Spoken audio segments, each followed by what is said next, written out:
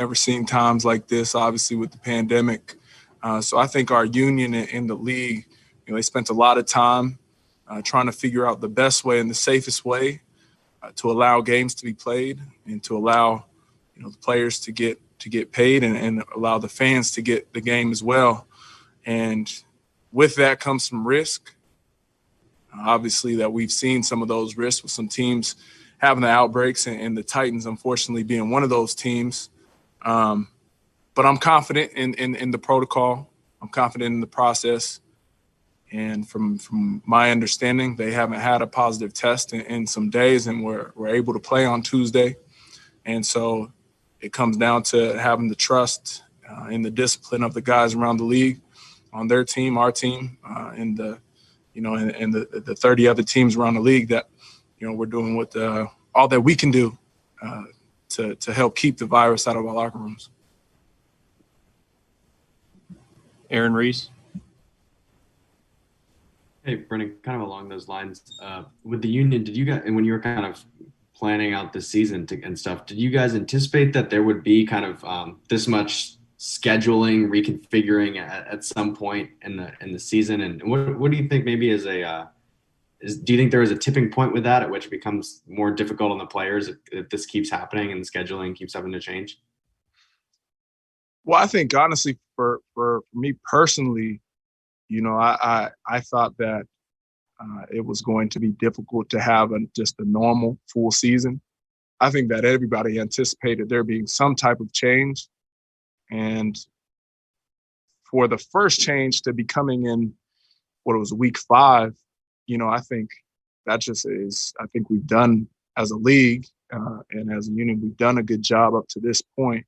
I didn't really think about I didn't anticipate how it could change and the schedules would have to reconfigure as far as, putting a bye week here, taking a bye week away there, and shuffling teams around with their schedules. I didn't anticipate that, but I know that the executives and the people on our team with the union and also the league, probably had they understood that was a possibility and had the contingency plans and ways to kind of mitigate that. But, like I said earlier, we're in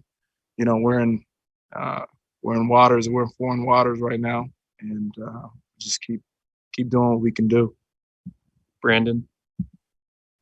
Hey, Brennan, when you become a union rep or when you seek out a role like that, you can't foresee something like this. I mean, just honestly, once all of this started happening, how much did you look at it and say, oh my God, this situation seems like a little bit more than what I thought I was getting into?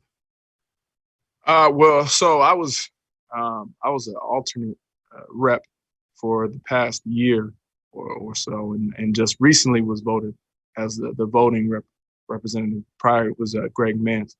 But regardless, to your point, I think that as a representative in any capacity, and players having the confidence in us to represent them and the matters in their best interest. And I think you got to be ready for everything.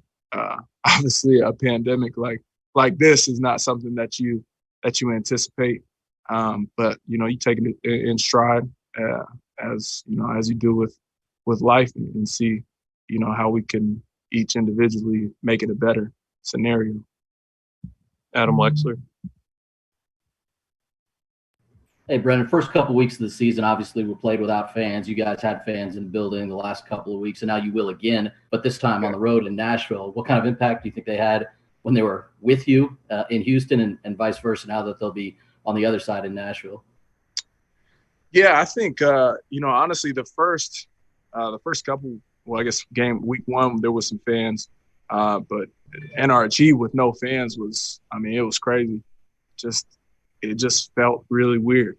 There's big plays made on either side, and there's just no crowd reaction, which is something that's just, not normal. So I think, the past few weeks having fans in the stadium, especially here in Houston, it definitely helps.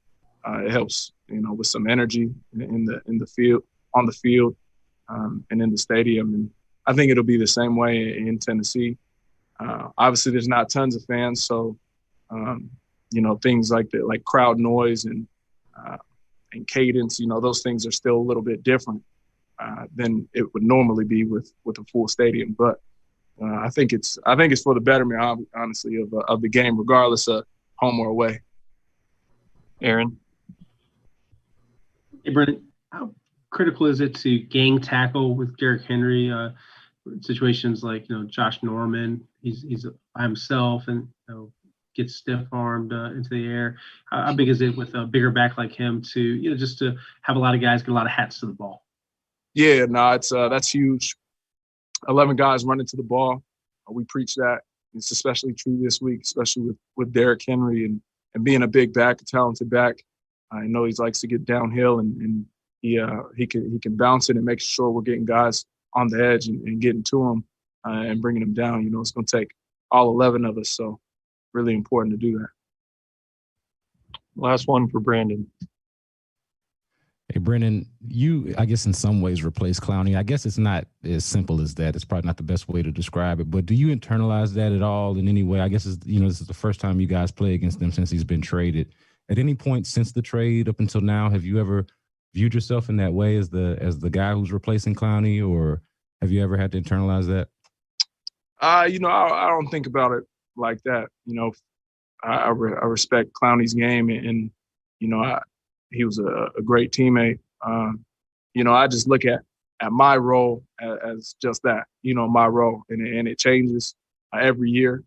It's changed this year, and I don't think about really the external stuff, who replaced who or who's supposed to step into whose shoes. I mean, that really doesn't matter for me.